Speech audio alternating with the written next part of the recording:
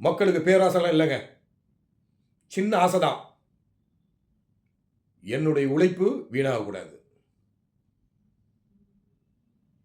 எனக்கு தேவையானது கிடைக்கணும். குறிப்பா பயம் இல்லாம வீதியில உலா வரணும். ஆண், பெண் இருபாலா இருக்கும். அதற்கான பாதுகாப்பை இந்த அரசு உறுதி செய்யணும்.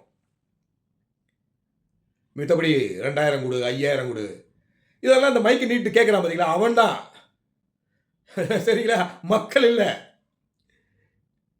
மக்களுக்கு தெரியும் அவன் என்ன 2000 கொடுக்கறது, என்னால் 20,000 சம்பாதிக்க முடியுன்ற அந்த திராணி மக்களுக்கு இருக்கு. ஏன் குறைச்சு மதிப்பிடுறீங்க மக்களை? ஒருபோதும் அண்டர் எஸ்டிமேட் போடாதீங்க. அதனால இலவசம் தரையில தரமாட்டேன் அந்த பாட்டுக்கெல்லாம் போகல. மக்கள் விரும்பலைங்க. சரிங்களா? மக்கள் விரும்பலை. நல்லா புரிஞ்சுக்கணும். இப்போ மக்களுக்கு தேவை என்னன்னு கேட்டீங்கன்னா, ஆல்ரெடி சுயமரியாதை இன்னைக்கு வந்து பார்த்தீங்கன்னா வேற லெவலில் ரீச் ஆயிடுச்சு. இந்த சுயமரியாதை மூலயமா தான் இன்னைக்கு இந்த தமிழகத்தில் இந்த மாதிரியான மாற்றம். ஏன்னா இல்லைன்னா மிகப்பெரிய ஒரு கஷ்டமான சூழலில் வாழ்ந்த மக்கள் தான் அன்றைக்கு.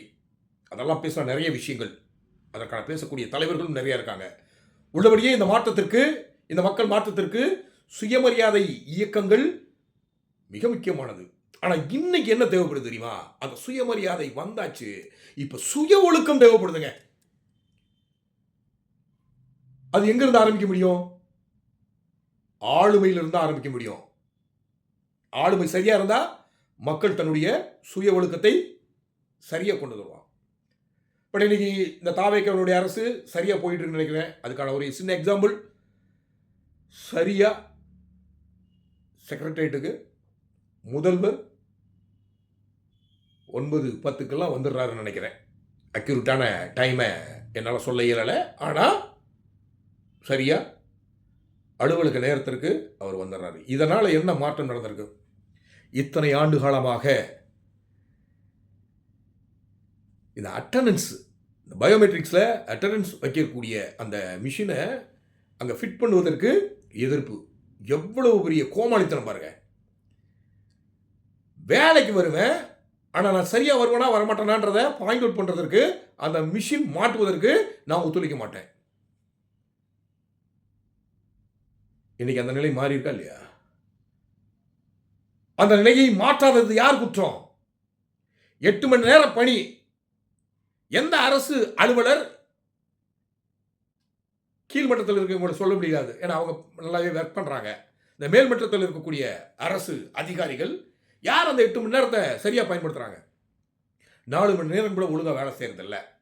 அப்ப அந்த வேலை செயலாக்கத்தை சரியா செயல்படுத்துவதற்கு முன்னுதாரணமா அவர் சொல்லலை, அவர் செஞ்சு காட்டினாரு, அதை பின்தொடர்றாங்க. அப்ப இந்த நிலை தலைமைச் செயலகத்தில் வந்திருக்கு அப்படின்னாச்சுன்னா மித்த அத்தனை அரசு அலுவலகங்கள்லையும் விரைவாக வரணும். அதை வர வைக்கணும். அதை வருவதற்கு விஜய் உறுதியாக இருக்கணும். இது முதல் மாற்றம். இதுதான் முதல் மாற்றம். வந்தவுடனே 717 ஒயின் ஷாப் மூடு அப்படின்ட்டாரு. 15 நாளில் மூடணும் அப்படின்ட்டாரு. நல்ல விஷயம், வரவேற்பு. ஆனால் அந்த 15 நாளில் அந்த வேலைகள் சரியாக நடந்திருக்குதா? நீங்க சொன்ன அந்த எண்ணிக்கை உள்ள ஒயின் ஷாப் மூடப்பட்டிருக்கா? அதை பார்க்கணும். இதை கரெக்டா அவர் கையில் எடுத்தார் அப்படின்னாச்சுன்னா நிச்சயமா அந்த பொற்காலம்ன்ற ஒரு விஷயம் வெகு தொலைவில் இல்லை. இது மட்டுமா?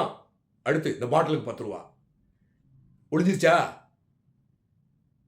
அவர் ஆணையிட்டுட்டார்ல வாங்காதன்னு, அது ஏன் கிளியர் ஆகல? எங்க வேலை பார்க்கறது சாராய கடையில மக்கள் பாதிப்பை தரக்கூடிய ஒரு மது பிரியர்களை உருவாக்கக்கூடிய, மது அடிமைகளை உருவாக்கக்கூடிய ஒரு இடத்துல அரசு பண்ணின்றதுக்காக எங்க வேணாலும் வேலைக்கு சேர்ந்துருவியா? அதற்கு ஒரு சங்கம் வேற.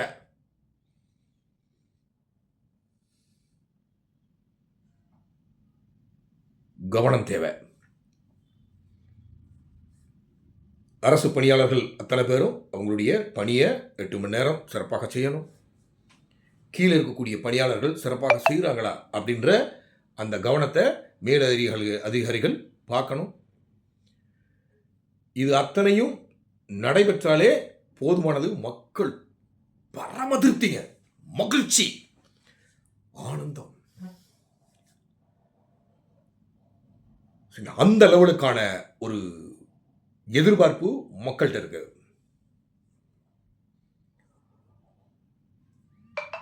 அடிமட்ட பொருளாதாரத்தில் இருக்கக்கூடிய மக்களுக்கு கூட இந்த எதிர்பார்ப்பு இருக்கு.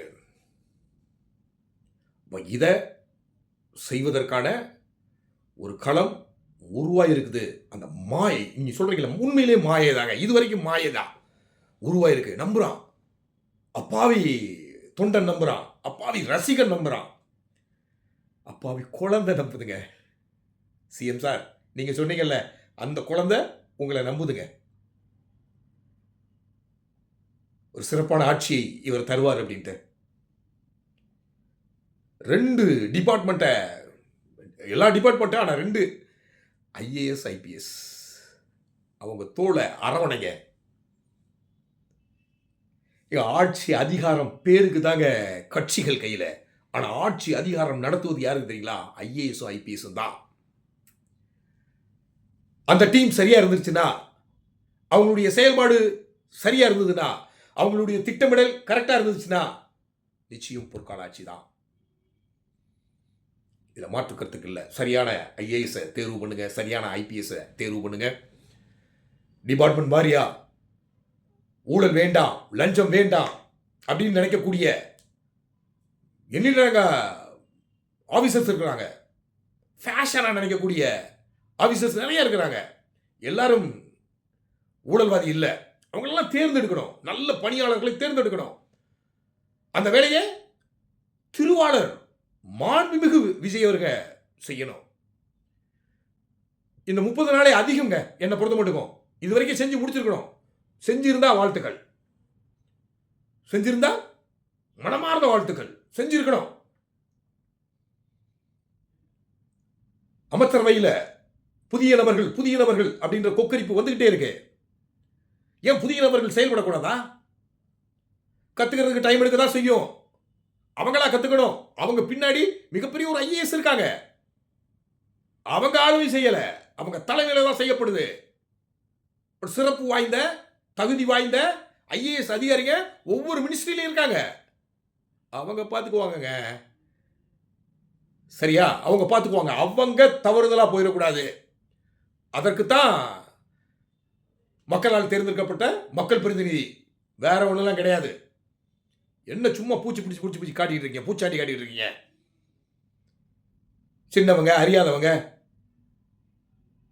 அதெல்லாம் இல்லை.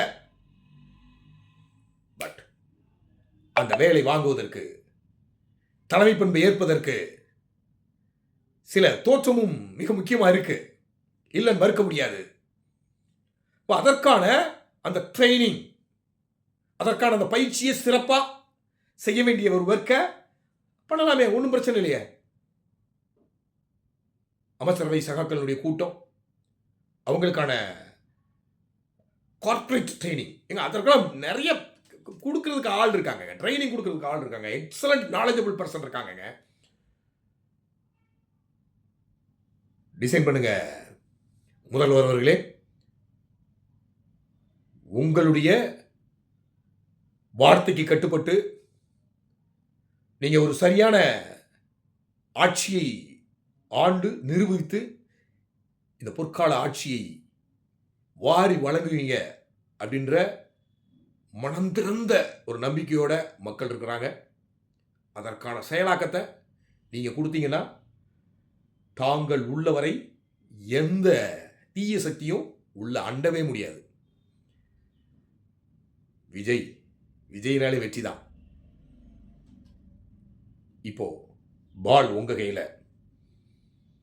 நீங்க எந்த கோர்ட்டுக்கு அடிக்க போறீங்க அப்படின்றத நீங்க தான் தீர்மானிக்கணும். நன்றி.